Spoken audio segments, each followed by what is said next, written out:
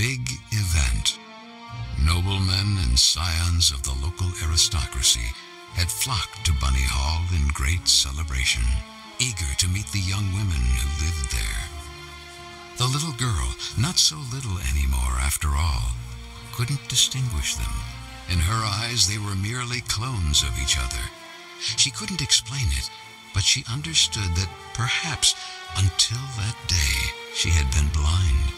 And while her peers were engaged in pleasantries with wealthy suitors, the little girl decided to track down Lord DeWitt.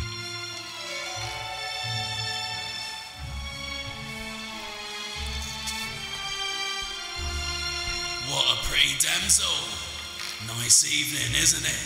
Would you allow me this dance? Me? Sorry, I have to pass. Come on, don't be shy. No, it's just... I'm looking for my knight. Don't concern yourself too much, miss. Your knight can only be in the VIP lounge or gambling his title at the gaming table. So he certainly wouldn't be upset if I steal you just long enough for a dance. Let's do this way. If you prove to me that you're up to it, I'll let you pass. Otherwise, you will owe me another dance. Okay. Shall we? Let's get the dance rolling.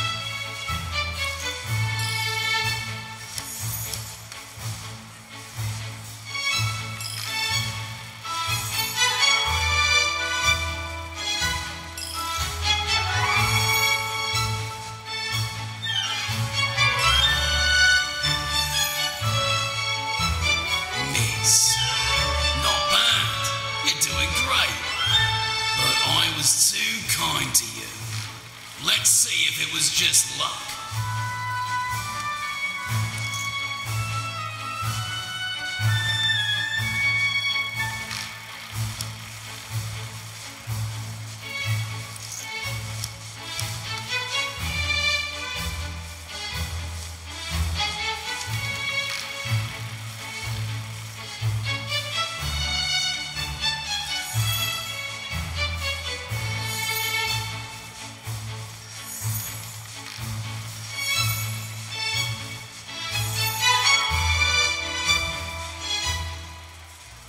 Miss, you have made me a very lucky man tonight.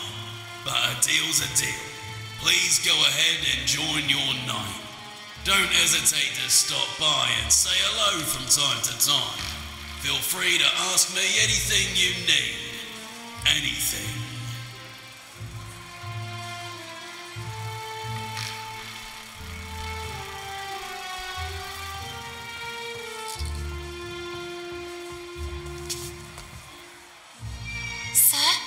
Sir, is everything okay? The gentleman in red did not answer her. Then the little girl noticed that a brass key was protruding from the man's pocket.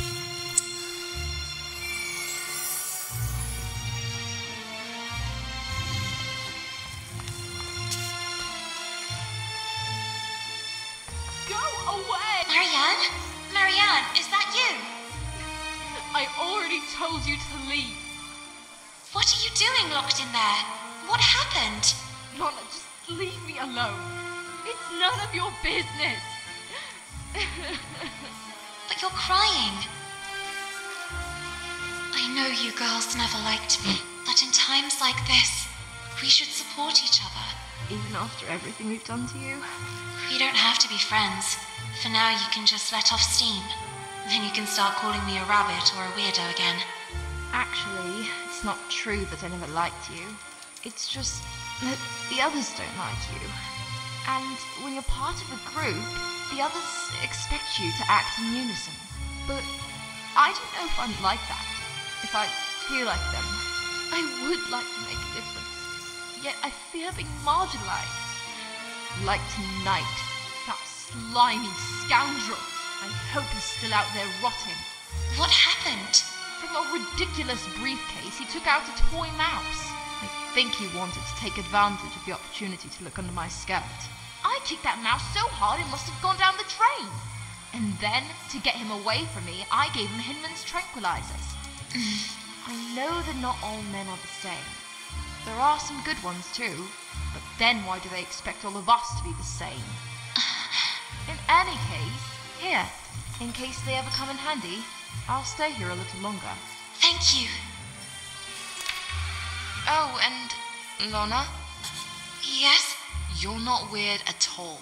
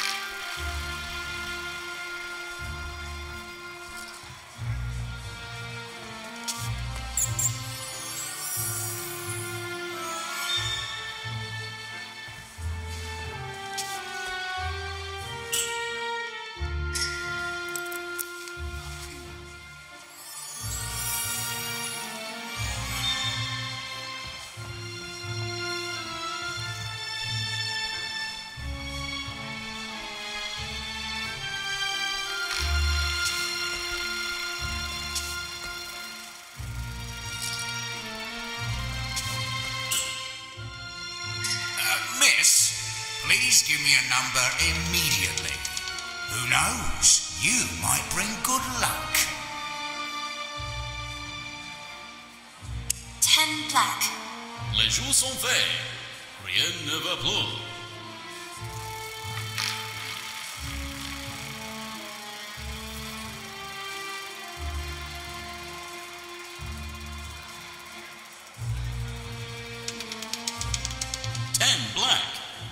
Yes, miss.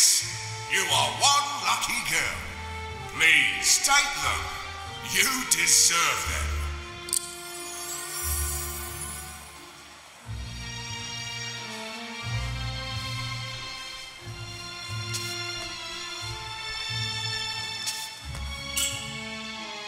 Here, take them. All right. But I've always thought that alcohol isn't good for you ladies. It makes you all flirtatious.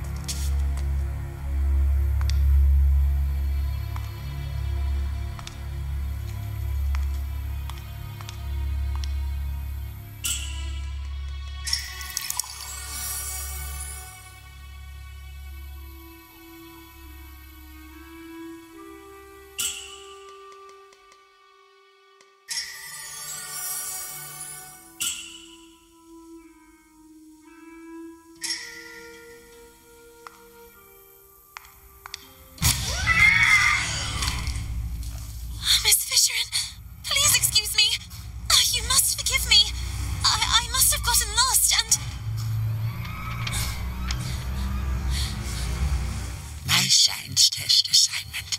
The little girl seemed to really hear for the first time the voice of the gruff Miss Fisherin. I worked on it all night at the library. The next day, the others hid it from me out of spite. Professor Sullivan didn't believe me. And all these years, I really believed that I wouldn't be capable of succeeding. Maybe it was for the best. Maybe I wouldn't have been up to it. I could never accept yet another failure. Indeed you were up to it, and more. Your test was correct. For all these years, I chose to identify with what others saw of me. I preferred to believe myself inadequate, rather than accept the risk of another failure. Don't make the same mistake as I, Lorna. Don't be what others expect of you, or how others describe you. You are authentic when you are the faithful reflection of your own desires. And so it was, in fact, that for the first time the little girl saw Miss Fisherin as she really was, like Nora Fisherin, and no longer like the furious creature that lived in the gloomy attic of Bunny Hall. Thanks, Lorna. Thank you very much. What she had seen made her think, and the little girl's thoughts drifted to the sweet Amanda. And perhaps, just like for Miss Fisherin, the last word had not yet been written.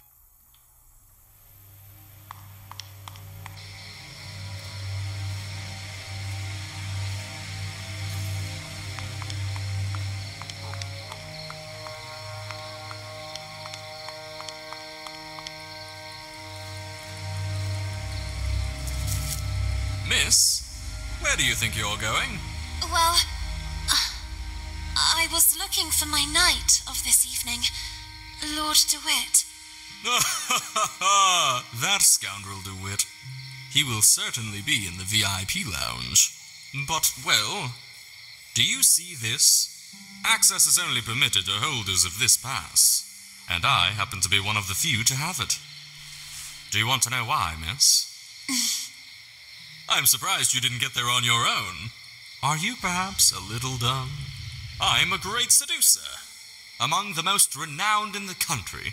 I even bewitched Queen Victoria with my virile movements and dance. Oh, yes, I see. What? Don't you believe me? Perhaps you wish a demonstration. Let's see if you can keep up. Get in position, miss.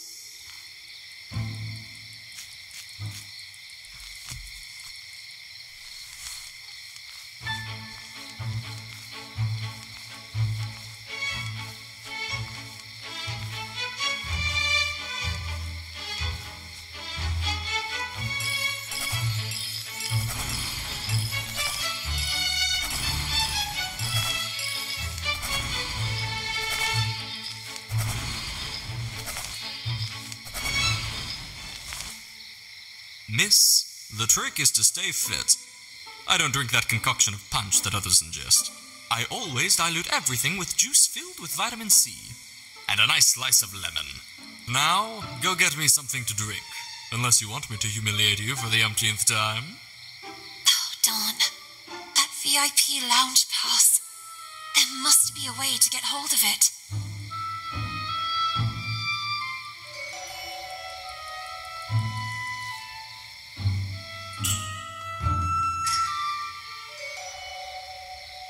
Well done, miss. I really needed that.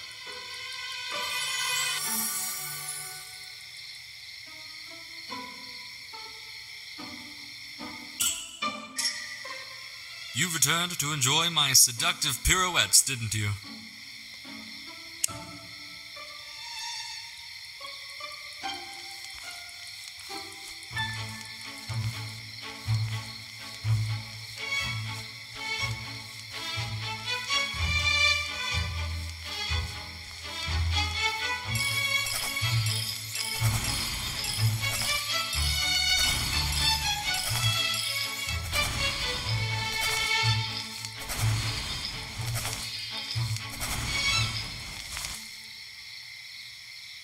Miss, the trick is to stay fit. I don't drink that concoction of punch that others ingest. I always dilute everything with juice filled with vitamin C and a nice slice of lemon. Now, go get me something to drink, unless you want me to humiliate you for the umpteenth time.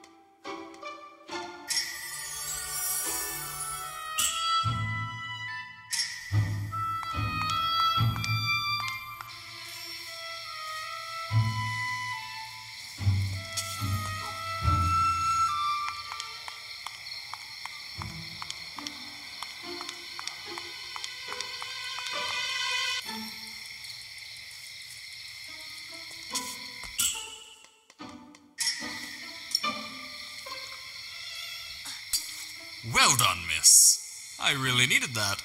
I have never felt so strong. I'm charged like a lion. I think it's time for a dance. And this time, I won't be very forgiving.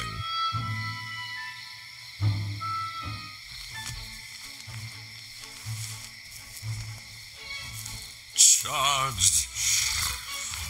Like...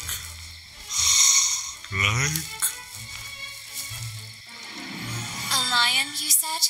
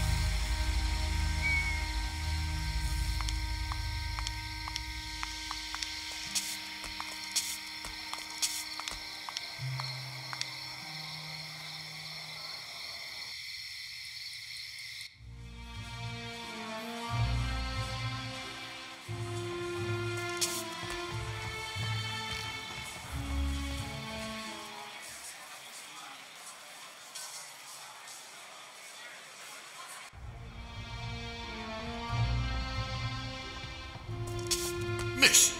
Yes, talking to you I am. Where to go, you believe? Here, take it. I have a pass for the VIP lounge. I hope you'll be kind enough to let me pass. I would be very honoured to pass you to him. But I mean, you may pass.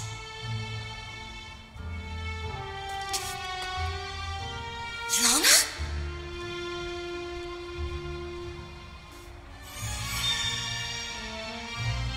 Miss Benton. You look even more radiant in this dress. I hope you like it. Would you favour me with a dance? I really admire your rebellious nature. Thank you. Nevertheless, on your beautiful face I still see sad eyes. Are you not happy? Oh, well, yes, I think so. Such enthusiasm. What troubles you? Tell me. I do not know. I'm worried about a friend. I understand. I should have the strength and courage to let go, but I can't. I also don't know if I'm doing the right thing. You mean standing here by my side? No, it's not that. You are a good man. I just don't know if I'm ready for this, or if it's really what I want. Maybe it's just the fear of growing up. Well, that is natural. Now let me ask you a question, so that you can really discern if this is what you want. And that is? Miss Benton, could you imagine yourself next to me? I have never thought about my future that way. Not yet, at least. And I just can't think about the future when the present still has so many unknowns. Honestly, that is not the reaction I expected. And what did you expect? I don't know.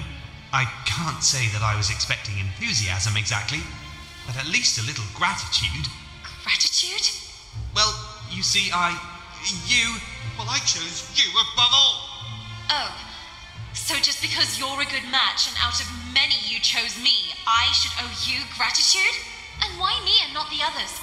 What will happen to those who don't find a husband tonight? Or those who simply don't want a husband? And what will happen to all the others that don't fit your standards? Miss, I beg you. What will happen to those who simply want to decide for themselves? There are rules. Rules dictated by whom? Who decides who we should love, how to dress, how to behave? Why can't our distinguishing qualities define us? Miss Benton, this is how the world works. This is how it is decided. What is the point of having dreams and aspirations, aiming for a better future, if everything is already decided?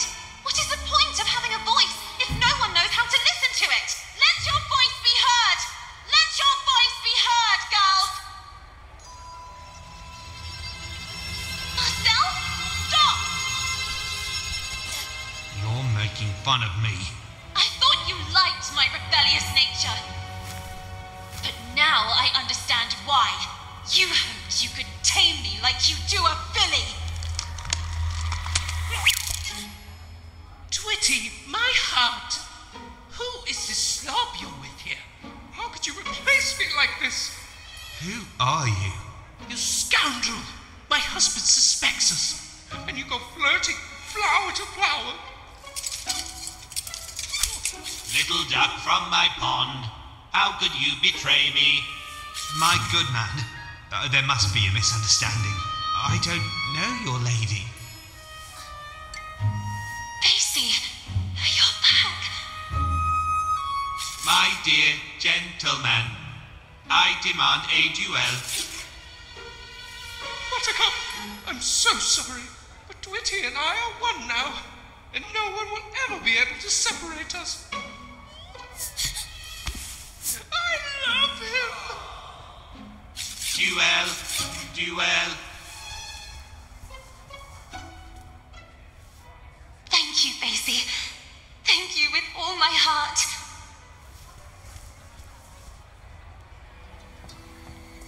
Stop, Marcel! Enough with the running away. I know everything now.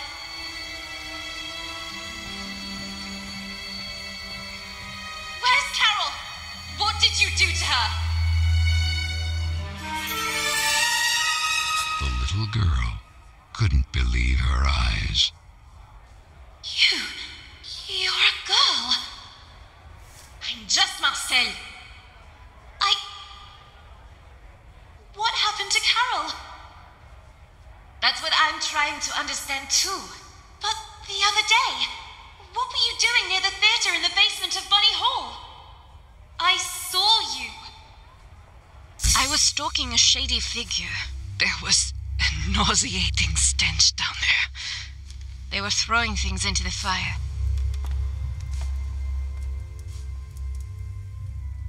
And in the midst of what looked like waste paper, I immediately recognized some of my letters. And Carole's handwriting. I was trying to get them out when suddenly I heard you coming.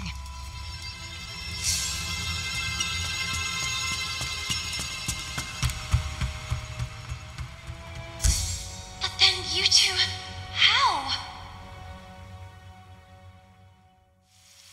My parents sent me here from France, to my uncle's house.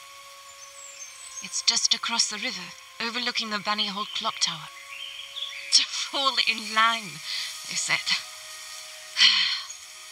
The rigor of English ladies would make me a real woman. When one day, at the window, I noticed something at the edge of the river. It was a bottle, and inside that bottle was a letter.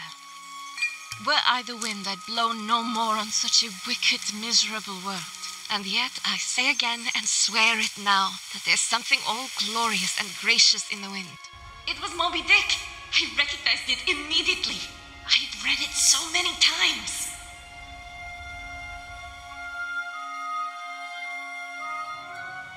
So I decided I would find out who would write to us. And so it happened that one day, on the occasion of an open-door event, a reading group meeting was being held at Bunny Hall. And then, she appeared. Were I the wind, I'd blow no more on such a wicked, miserable world.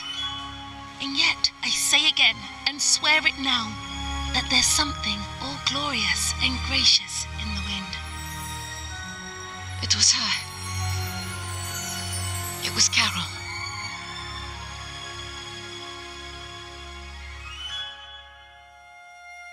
It all started like this. I left a letter for her, and we started writing to each other. My aunt and uncle soon discovered our correspondence and threw a wrench in the works. So Carole put her messages in bottles left to flow along the riverbank. I slipped mine to her among the newspapers sorted at Bunny Hall. And then what happened? We planned to run away together and join the suffragettes. I was waiting for a message from her in the usual bottle, in which she would establish the time, the method, and the signal. But that message never arrived. That letter! I saw it! It was in the flames! Someone must have found it and made it disappear, trying to cover up everything else. But who? What do you think really happened to her? Nothing good, I fear. Especially after finding these in the heater. Carole's glasses. Then you took these out. One moment. Now I remember. It's not the bottom of a glass, but the missing lens. Vicky and the others were right then. Frank. Duel. Duel.